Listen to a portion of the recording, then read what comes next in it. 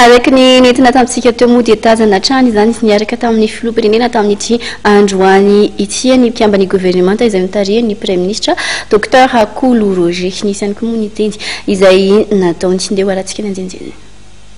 Ity fankalazana ny fety ny faleovan-tena ity no fankalazana ny fetim-pirenena voalohany ao anatin'izao fitondrana vaovao fitondrana voalohany Repoblika Fahefatra izao.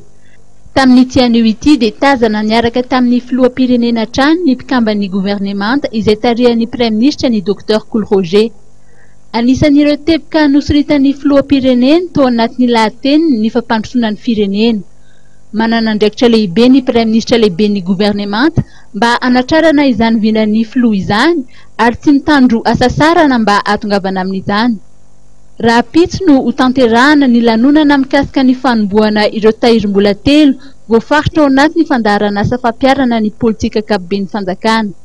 Ao anatin'izany ny fonds d'insertion ou de réinsertion professionnelle izay tahiry ho an'ny famerenana amin'ny sehatry ny asa, ny fonds de solidarité et d'équité sociale na ny tahiry ho an'ny firaisan-kina sy ny fitobiana ara-sosialy ary ny fonds de recours d'urgence et humanitaire na ny tahiry eo amin'ny vonjomaiky sy ny sehatry ny mahaolona.